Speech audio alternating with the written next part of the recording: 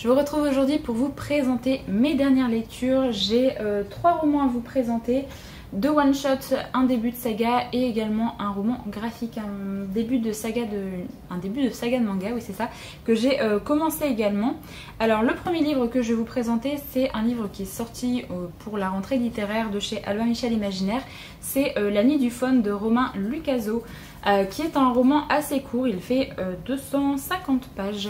Alors, ce roman est un roman de science-fiction qui est assez particulier.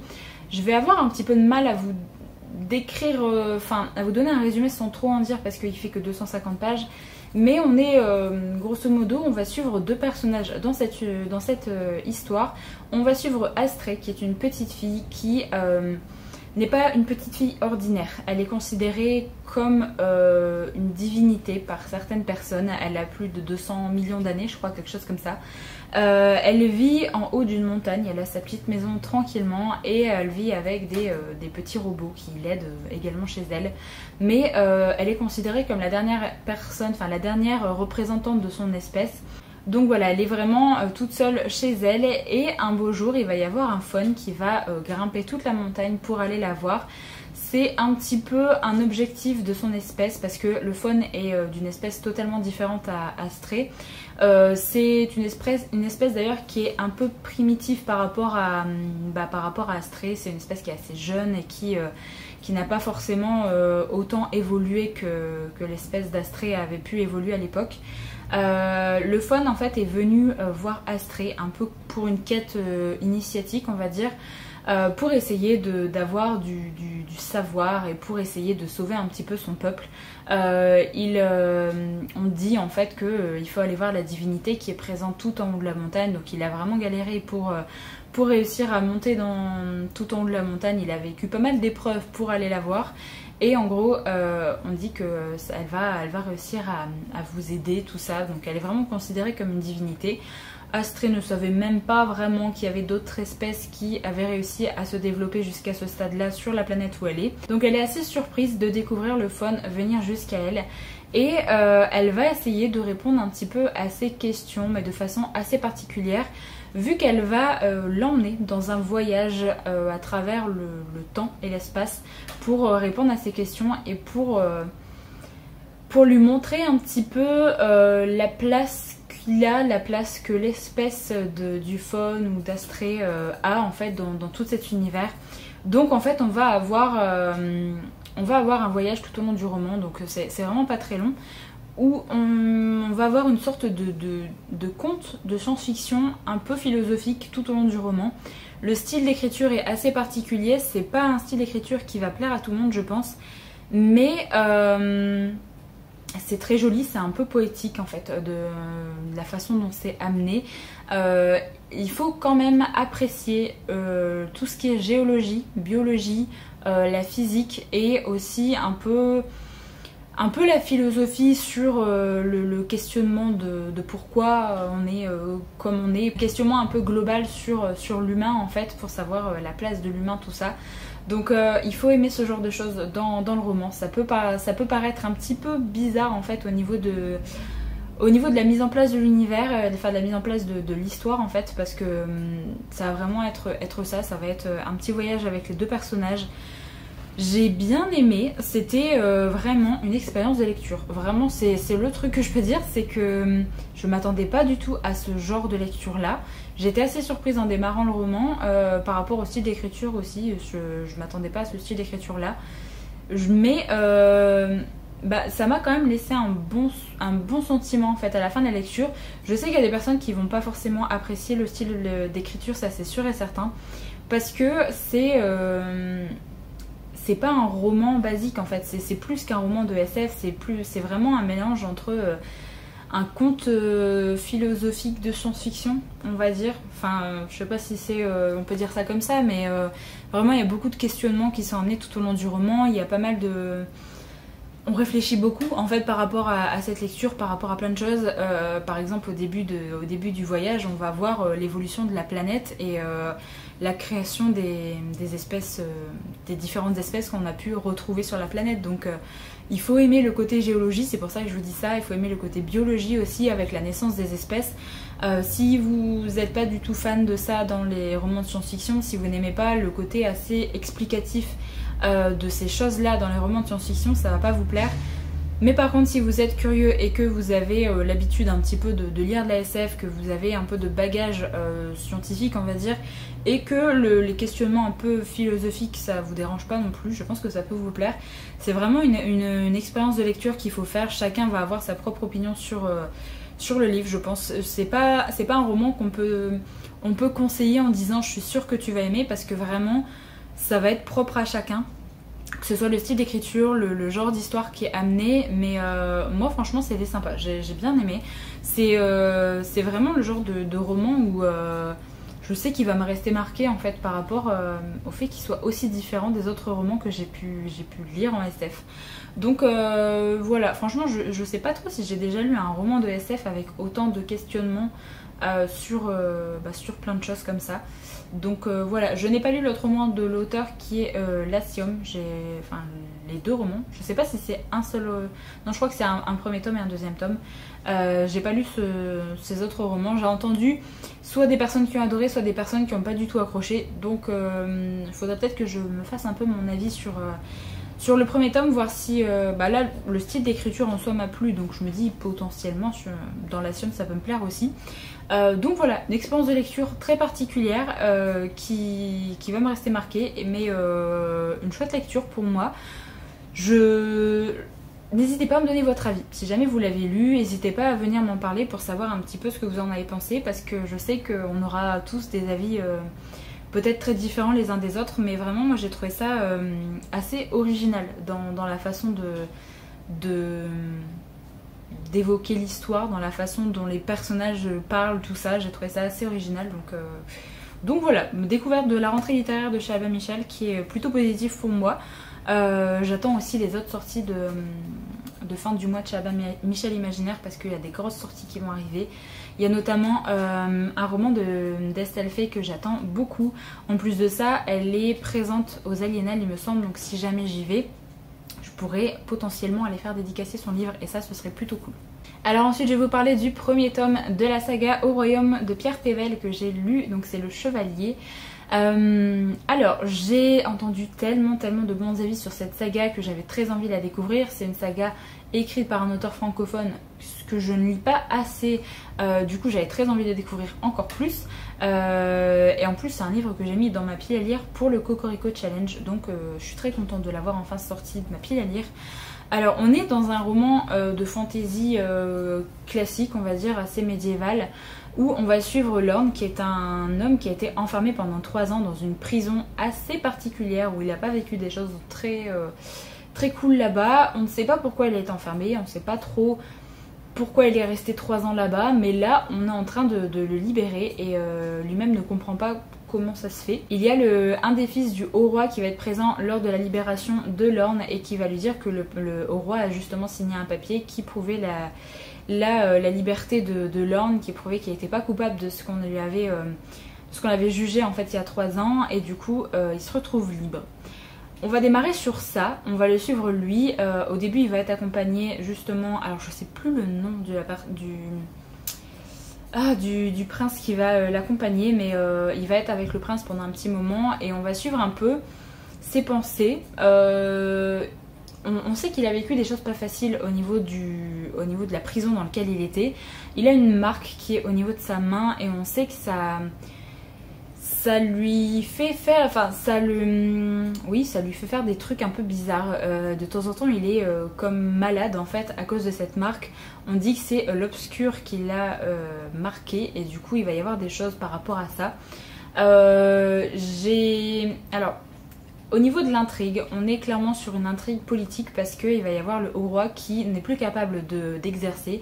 Il s'est retranché dans un endroit vraiment à l'extrémité, et il a laissé les pouvoirs à sa femme et ses conseillers, donc ses ministres, pour pour continuer à diriger le royaume.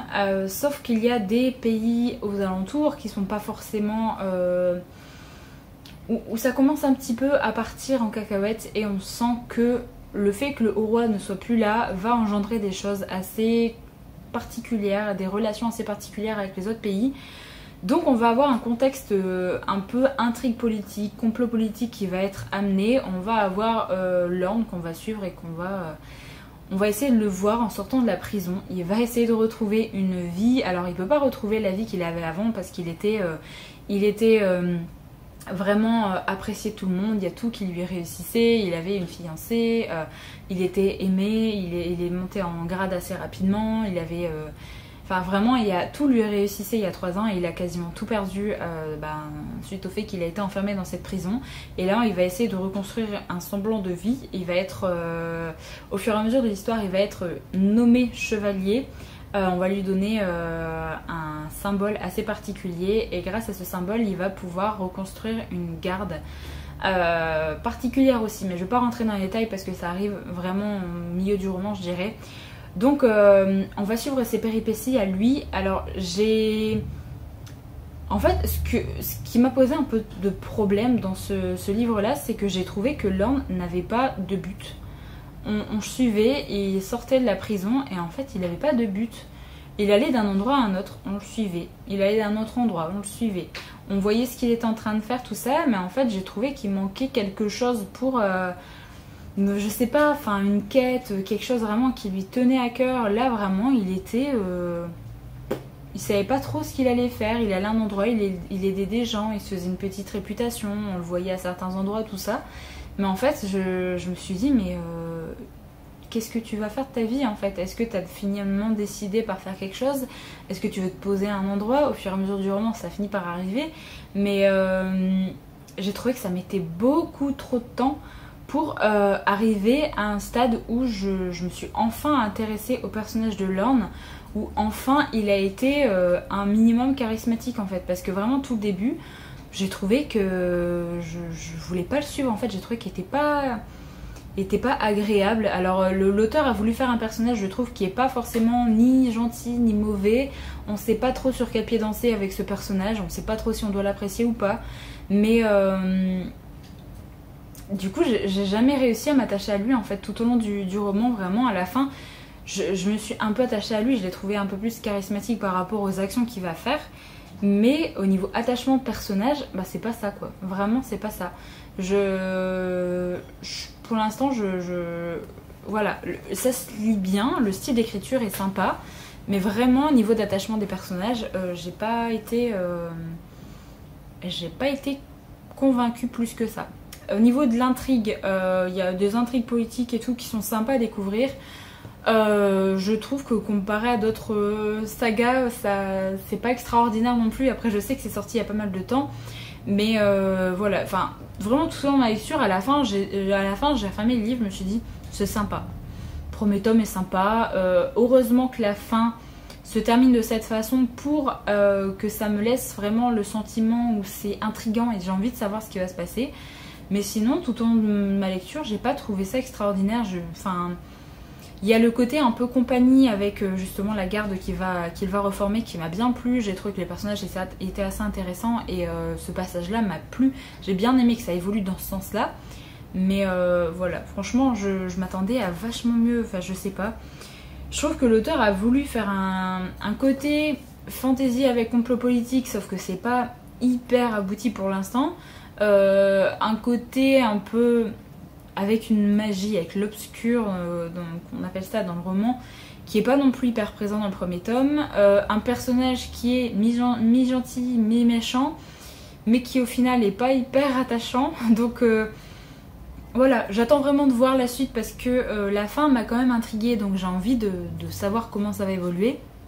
Mais si jamais dans le deuxième tome, je ressens aussi peu d'attachement envers les personnages et si l'intrigue met autant de temps à se développer, je pense que ce sera pas fait pour moi.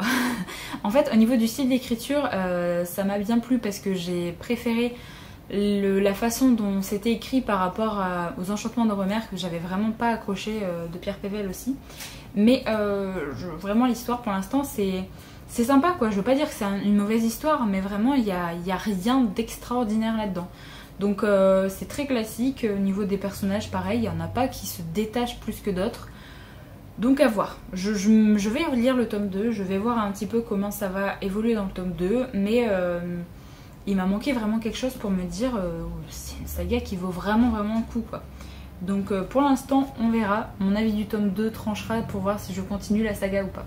Et enfin le dernier roman que j'ai lu c'est Un manoir en Cornouailles de F. Chase, qui est un roman qui est plus secret de famille on va dire, où on va avoir une double temporalité. On va avoir Lorna qui est dans la temporalité du présent, qui est à la recherche d'un endroit pour se marier. Donc en fait elle va visiter plein de lieux différents et elle va avoir souvenir que avec sa mère elle a été visiter un manoir qui est en Cornouailles, qui est le manoir des Lapins Noirs, pardon, qui est un manoir assez particulier et elle n'arrive pas à le retrouver sur les cartes. C'est un manoir qui est assez difficile d'accès.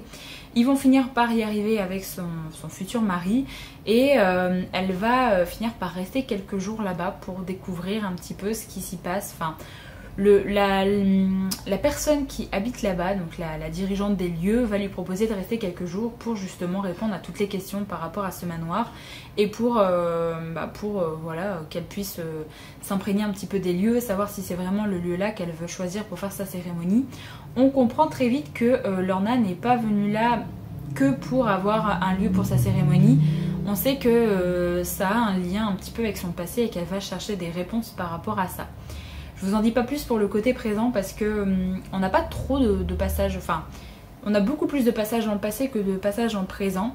Et du coup on a un passage 30 ans auparavant où on va suivre une famille qui habite justement dans ce manoir en Cornouailles, qui est une famille avec 4 enfants, donc 2 faux jumeaux les plus grands et après un garçon et une fille qui sont plus petits. Ils vont assez souvent dans ce manoir parce que c'est un peu leur résidence secondaire. Ils habitent normalement à Londres où les enfants font leurs études, tout ça. Et pendant les vacances, ils vont du coup dans le manoir familial. Là, c'est ce qu'ils vont faire. Ils vont partir dans le manoir et ils vont partir un petit peu avant le début de saison. La température et la météo n'est pas très clémente à ce niveau-là, au niveau des Cornouailles. Et il va se passer quelque chose d'assez dramatique qui va influencer pas mal sur la famille, sur leurs relations, sur vraiment l'ambiance qu'il va y avoir dans ce manoir en Cornouailles. J'ai pas envie de vous dire ce qui va se passer parce que vraiment il faut lire le livre parce que c'est vraiment bien amené.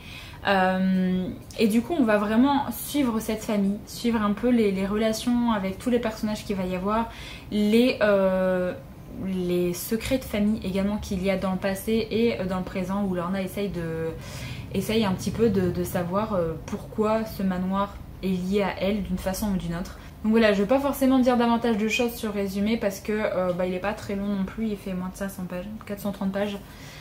Franchement, c'est un roman que j'ai vraiment beaucoup aimé. Je trouve que c'est clairement une très très bonne ambiance si vous voulez lire un livre qui a une ambiance un peu mystérieuse dans un manoir comme ça en Cornouailles. C'est assez pluvieux, il y a une ambiance particulière en fait dans ce manoir avec vraiment des gros secrets familiaux, tout ça.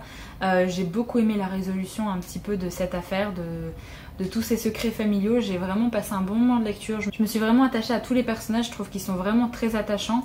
Que ce soit les enfants, les parents, le domestique également qu'on va voir évoluer là dans le manoir. J'ai vraiment passé un super moment, c'était très très chouette. J'ai beaucoup aimé la fin. Franchement, je m'attendais pas à ce que ça se termine comme ça. J'ai été assez surprise,